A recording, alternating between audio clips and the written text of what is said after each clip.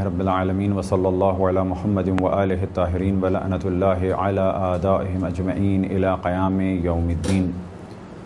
وقال سبحانہ وتعالی یا ایھا الذین آمنوا کتب علیکم الصیام کما کتب علی الذین من قبلکم لعلکم تتقون۔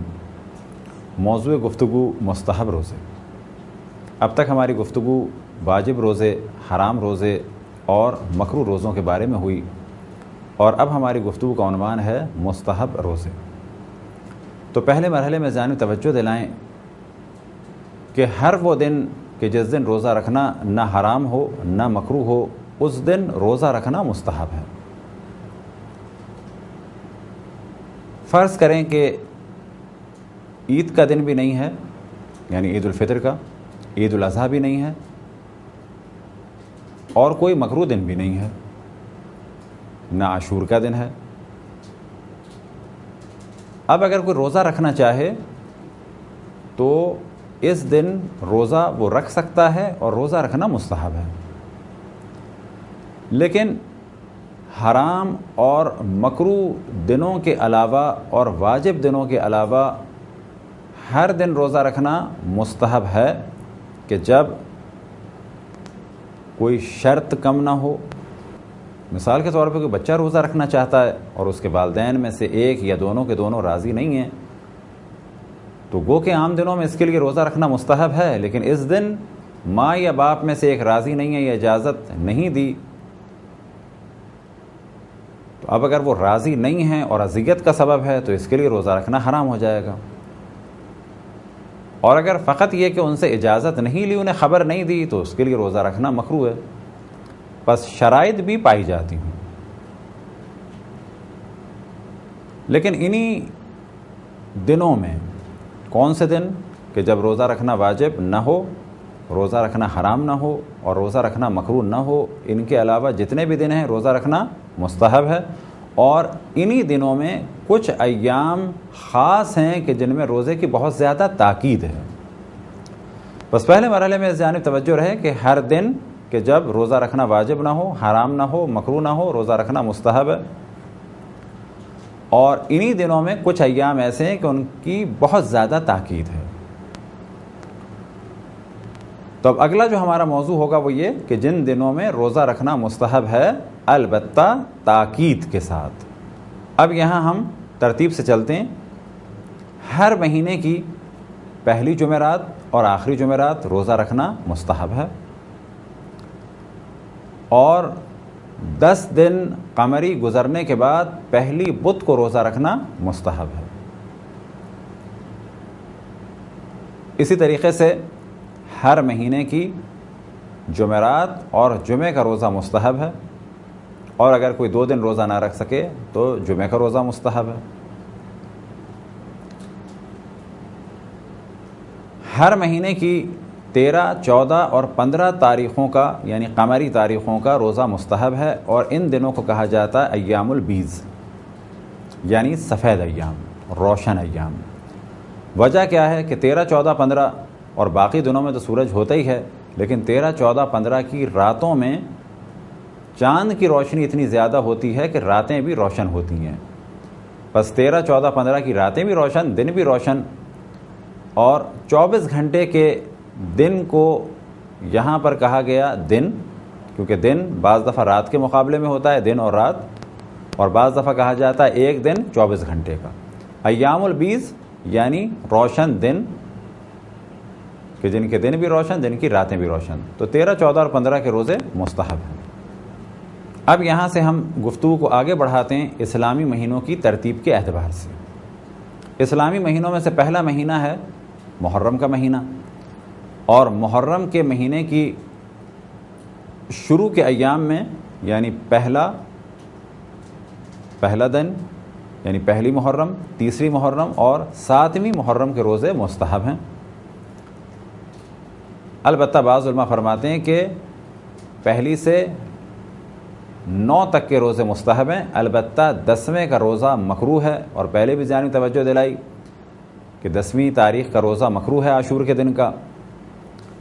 کب کہ جب امام حسین سے محبت ہو اور یزید سے محبت نہ ہو،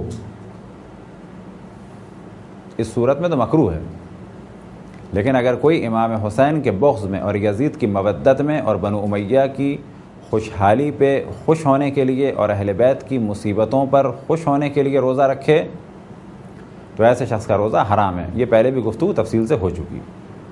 محرم کے بعد صفر اور صفر کے بعد ربیع الاول۔ ربیع الاول کی 17 تاریخ یعنی روز ولادت رسول خدا حضرت محمد مصطفیٰ صلی اللہ علیہ وآلہ وسلم اور روز ولادت امام جعفر صادق علیہ السلام کے دن یعنی 17 ربیع الاول کو روزہ مستحب ہے۔ ولادت کے موضوع میں اس جانب توجہ رہے کہ ایک بہت عام سی روش ہوتی جا رہی ہے، نزول یا ظہور۔ یہ لفظ استعمال کرنا حرام نہیں ہے، لیکن اگر اس لفظ کو استعمال کرنے کا نتیجہ یہ نکلے کہ لوگ انکار کریں انبیاء اور ائمہ کی ولادت کا، تو ایسی صورت میں تو اس لفظ استعمال نہیں کرنا چاہیے، اس سے بچنا چاہیے، کیونکہ بلا شک حضرت آدم اور حضرت حوا کے علاوہ جتنے بھی انبیاء اور ائمہ ہیں وہ اپنی والدہ ماجدہ سے متولد ہوئے، اور سوائے حضرت عیسیٰ کے جتنے بھی انبیاء اور جتنے بھی ائمہ ہیں سب کے سب اپنے والد سے متولد ہوئے، یعنی ماں اور باپ تمام انبیاء اور ائمہ کے تھے سوائے حضرت آدم اور حضرت حوا کے، اور والد فقط حضرت عیسیٰ کے نہیں تھے۔ اب اگر کوئی اس قسم کی باتیں کرے کہ ائمہ کو نزول ہوتا ہے، انبیاء کا نزول ہوتا ہے، اور نزول سے یہ مراد لے کہ والد والدہ کی ضرورت نہیں ہے، آسمان سے نزول ہوتا ہے، تو یہ نظریہ قطعاً باطل ہے۔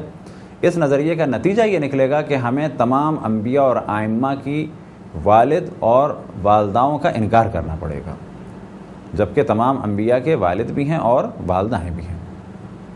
15 جمادی الثانی کا روزہ مستحب ہے، البتہ اس کی بہت زیادہ تاکید نہیں ہے، قربت کی نیت سے روزہ رکھا جائے تو بہتر ہے۔ رجب اور شعبان ان دونوں مہینے کے روزے مستحب ہیں، لیکن رجب میں خصوصاً 13 رجب کا اور 27 رجب یعنی روز بعثت رسول اللہ صلی اللہ علیہ وآلہ وسلم کا روزہ مستحب ہے۔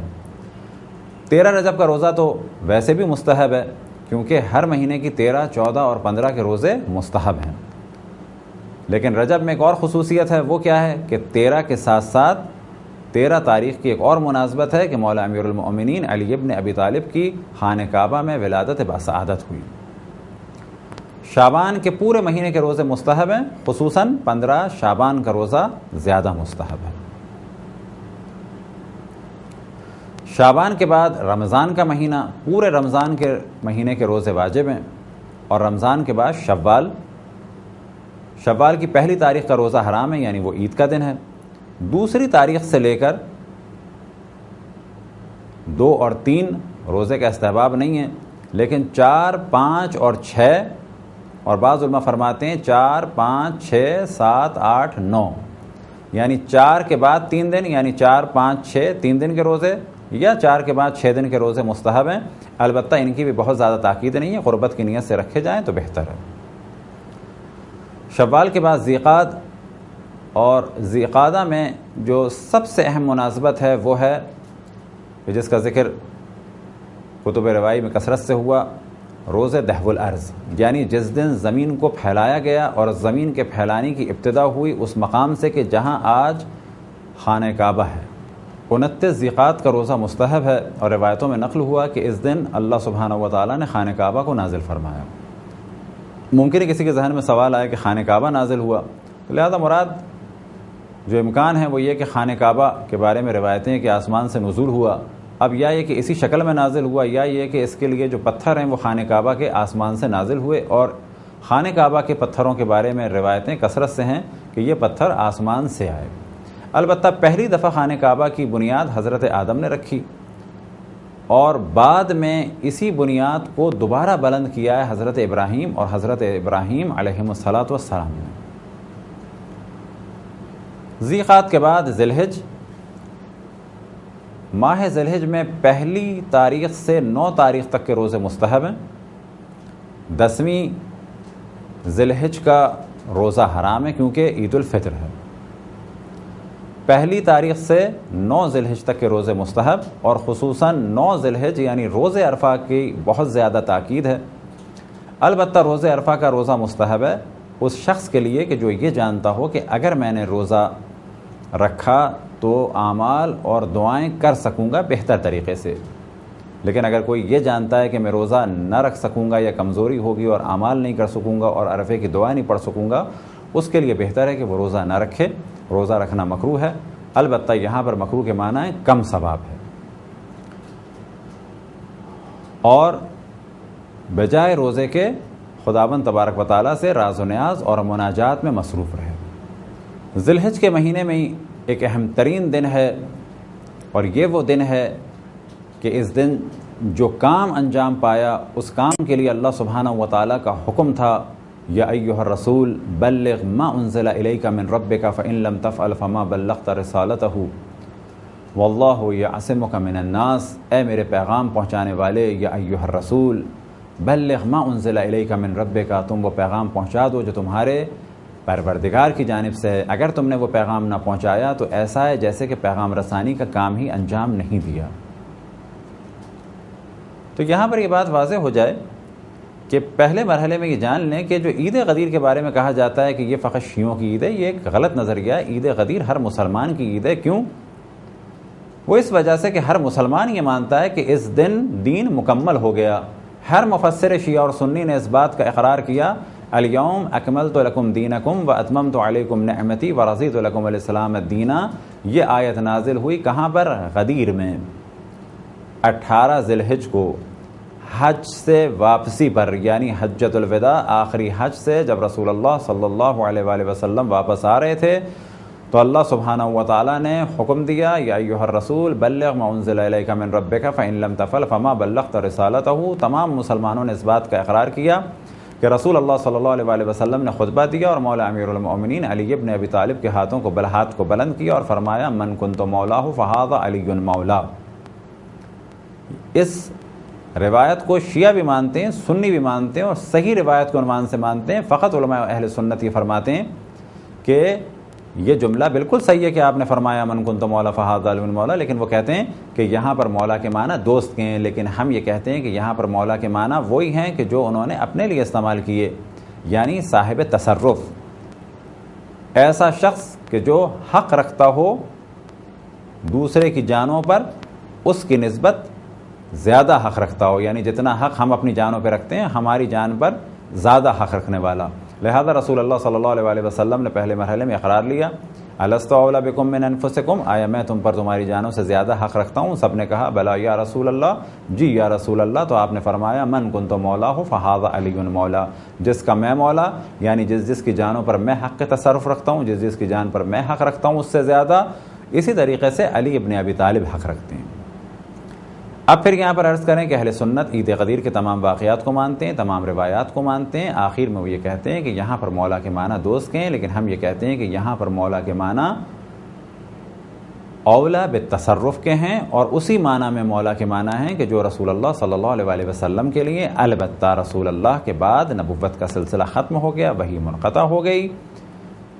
مولا اسی معنی میں کہ جس میں رسول اللہ تھے، مولا علی بھی ہیں کیونکہ آپ نے اقرار لیا، لیکن اس کے قطعی یہ معنی نہیں ہے کہ مولا امیر المؤمنین کو نبی مانتے ہیں یا ان پر وحی کے قائل ہیں یا شریعت اب اور کوئی آئے گی، نہ، رسول اللہ پر شریعت مکمل ہو گئی، وحی کا سلسلہ ختم ہو گیا، آپ خاتم الانبیاء ہیں اور اب کوئی بھی نبی نہیں آئے گا۔ اس دن کے ثواب کے بارے میں روایتوں میں نقل ہوا کہ دنیا کی عمر کے بارے میں ثواب ہے، اسی طریقے سے روایتوں میں نقل ہوا کہ 60 سال کے گناہوں کا کفارہ ہے۔ اب ممکن ہے کوئی کہے کہ عید قدیر کے دن روزہ رکھنے کا ثواب دنیا کی عمر کے برابر، نہ انسان کی عمر کے برابر، یعنی جب سے دنیا بنی، جب یہ دنیا ختم ہوگی، جتنی عمر اس دنیا کی ہے، اس دنیا کی عمر کے برابر عید قدیر کے دن روزے کا ثواب ہے۔ وجہ کیا ہے؟ وجہ کے لیے توجہ دیں کہ اللہ سبحانہ و تعالیٰ نے کیا ارشاد فرمایا، یا ایھا الرسول بلغ ما انزل الیک من ربک فإن لم تفعل فما بلغت رسالتہ، اے میرے حبیب، اے میرے رسول، یہ پیغام پہنچا دو۔ اگر یہ پیغام رسانی کا کام انجام نہیں دیا تو ایسا ہے جیسے کہ پیغام رسانی کا تم نے کام ہی انجام نہیں دیا۔ وجہ کیا ہے عید غدیر کی اہمیت کا؟ اس کا اندازہ اگر لگانا ہو تو قرآن مجید کی آیات پر دقت کی جائے۔ اللہ سبحانہ و تعالیٰ نے ارشاد فرمایا، یا ایھا الرسول بلغ ما انزل الیک من ربک فإن لم تفعل فما بلغت رسالتہ، اے میرے پیغام پہنچانے والے، اے میرے رسول، یہ پیغام پہنچا دو۔ اگر یہ پیغام نہ پہنچایا تو ایسا ہے جیسے کہ تم نے پیغام پہنچانے کا کام ہی نہیں کیا۔ بس مولا امیر المؤمنین کی ولایت اور امامت در حقیقت رسول اللہ صلی اللہ علیہ وآلہ وسلم کے بعد، یعنی ختم نبوت کے بعد اب ضروری تھا کہ ایک امام اور امامت کا سلسلہ ہو جس کے ذریعے سے رسول اللہ کی شریعت کی حفاظت ہو، اور جس طرح سے سابقہ انبیاء کی شریعتیں بگڑ گئیں اور کتابوں میں تحریف ہو گئی، یہی سب کچھ قرآن کے ساتھ اور اسلام کے ساتھ نہ ہو۔ پس ضروری تھا اللہ سبحانہ و تعالیٰ کے لیے کہ سبق قرار دے کہ جو اسلام کو اور قرآن کی حفاظت کر سکے، اسلام کو بچا سکے، لہذا سلسلہ امامت شروع فرمایا۔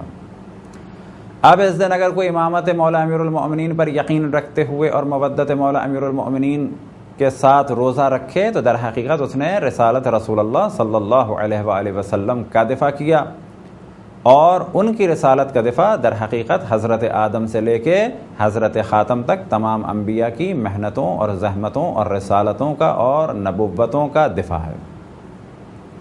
یہ وجہ ہے کہ عید غدیر کی اتنی اہمیت ہے۔ البتہ عید غدیر کے بارے میں ایک اور چیز کہی جا سکتی ہے، اور وہ یہ کہ عید غدیر پر ہر مسلمان کو جشن منانا چاہیے۔ وجہ کیا ہے کہ تمام مفسرین شیعہ و سنی اس بات کو بھی مانتے ہیں کہ الیوم اکملت لکم دینکم، یعنی آج دین مکمل ہو گیا، یہ آیت عید غدیر کے دن نازل ہوئی۔ بس جس دن دین مکمل ہو گیا اس دن سے بڑا کوئی دن مسلمانوں کے لیے ہو نہیں سکتا۔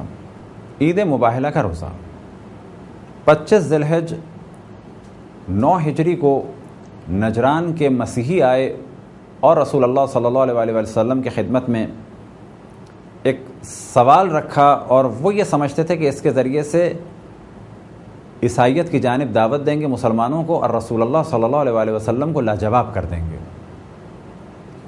انہوں نے کیا سوال بنایا؟ سوال انہوں نے یہ بنایا کہ ہر بچہ باپ سے پیدا ہوتا ہے، اب اگر کسی بچے کا باپ نہیں ہے تو یا تو آپ یہ کہیں کہ وہ معاذ اللہ گناہ کی اولاد ہیں، اور یا پھر ماننا پڑے گا کہ وہ اللہ کی اولاد ہے۔ یہ انہوں نے ایک قضیہ بنایا، اور اس کے بعد آئے اور کہا کہ آپ حضرت عیسیٰ کو مانتے ہیں۔ اب وہ یہ جانتے تھے کہ مسلمان حضرت مریم کو مانتے ہیں، حضرت عیسیٰ کو مانتے ہیں، اسی احترام کی وجہ سے وہ آئے اور یہ سوال بنایا اور کہا کہ آپ حضرت عیسیٰ کو مانتے ہیں، حضرت عیسیٰ کے والد نہیں ہیں، اور اگر کسی بچے کے والد نہ ہوں تو یا تو معاذ اللہ وہ گناہ کی اولاد ہے، یا پھر آپ کو ماننا ہوگا کہ وہ یعنی حضرت عیسیٰ اللہ سبحانہ و تعالیٰ کے فرزند ہیں۔ رسول اللہ صلی اللہ علیہ وآلہ وسلم نے سمجھایا، اللہ کی جانب سے وحی نازل ہوئی، ان مثل عیسیٰ عند اللہ کمثل آدم خلقہ من تراب ثم قال له کن فیکن، کہ عیسیٰ کی مثال اللہ کے نزدیک آدم جیسی، اور آدم کو مٹی سے خلق کیا اور کہا ہو جاؤ تو وہ ہو گیا۔ اب اس ایک آیت میں رہتی دنیا تک کے لیے عیسائیوں کو ایک جواب دیا گیا کہ اگر تم بغیر باپ کے پیدا ہونے والے بچے کو اللہ کا بیٹا کہتے ہو تو جو بغیر ماں اور بغیر باپ کے پیدا ہوئے یعنی حضرت آدم اور حضرت مریم، وہ زیادہ حق رکھتے ہیں کہ ان کو اللہ کا بیٹا اور اللہ کی بیٹی کہا جائے، اور وہ پہلے پیدا ہوئے، دنیا ان سے چلی، اللہ نے انہیں بغیر ماں باپ کے خلق کیا، ان کے بارے میں کیوں نہیں کہتے کہ وہ اللہ کے بیٹے اور اللہ کی بیٹی ہیں؟ اور کئی ہزار سال کے بعد حضرت عیسیٰ بے حکم خداوند تبارک و تعالیٰ ماں سے متولد ہوئے، بغیر باپ کے متولد ہوئے، جب انہیں اللہ کا بیٹا کہتے ہو تو حضرت آدم حضرت حوا کو بطور اولا اللہ کا بیٹا اور بیٹی کہنی چاہیے۔ یہ وہ جواب ہے کہ جو رہتی دنیا تک کے لیے اس سے بہتر جواب عیسائیوں کے لیے کوئی بھی نہیں ہو سکتا۔ اب جب رسول اللہ نے جواب دیا اور سمجھایا، وہ نہیں مانے، یہاں تک کہ اللہ کی جانب سے حکم آیا فَقُلْ تَعَلَوْا نَدْعُ أَبْنَاءَنَا وَأَبْنَاءَكُمْ، آؤ ہم اپنے بیٹوں کو لائیں، تم اپنے بیٹوں کو لاؤ، وَنِسَاءَنَا وَنِسَاءَكُمْ، ہم اپنی خواتین کو لائیں، تم اپنی خواتین کو لاؤ، وَأَنفُسَنَا وَأَنفُسَكُمْ، ہم اپنی جانوں کو لائیں، تم اپنی جانوں کو لاؤ۔ یہ واقعہ در حقیقت اہل بیت علیہم السلام کی عظمت اور جلالت کو بہترین طریقے سے بیان کرنے والا واقعہ ہے۔ اس دن روزہ مستحب ہے۔ واقعہ اب کیا ہے پورا، وہ آپ کے سامنے کچھ حد تک بیان ہوا۔ اب مباہلے کے لیے جب حکم ہوا تو رسول اللہ صلی اللہ علیہ وآلہ وسلم گود میں امام حسین، ایک جانب امام حسن، پیچھے حضرت فاطمہ سلام اللہ علیہا، اور ان کے پیچھے مولا امیر المؤمنین علی ابن ابی طالب علیہ السلام تشریف لا رہے ہیں۔ یہ تمام کے تمام آئے۔ عیسائیوں کو یہ معلوم تھا کہ اگر یہ وہ آخری نبی ہیں کہ جن کا ذکر ہماری کتابوں میں ہے تو وہ آئیں گے مقابلے کے لیے اپنے اصحاب اور انصار کے ساتھ، لشکر اور فوج کے ساتھ۔ البتہ یہ ذہن میں رہے کہ یہ آیت مکے میں نازل نہیں ہوئی، مدینہ میں نازل ہوئی، پہلی ہجری میں نازل نہیں ہوئی، یہ 9ویں ہجری میں نازل ہوئی کہ جب 1,00,000 سے زیادہ صحابی تھے۔ ایک بہت بڑی تعداد مسلمانوں کی تھی، لیکن فقط امام حسن اور امام حسین کو رسول اللہ صلی اللہ علیہ وآلہ وسلم بیٹے کے عنوان سے لے گئے، جبکہ یہاں پر جمع کا صیغہ ہے۔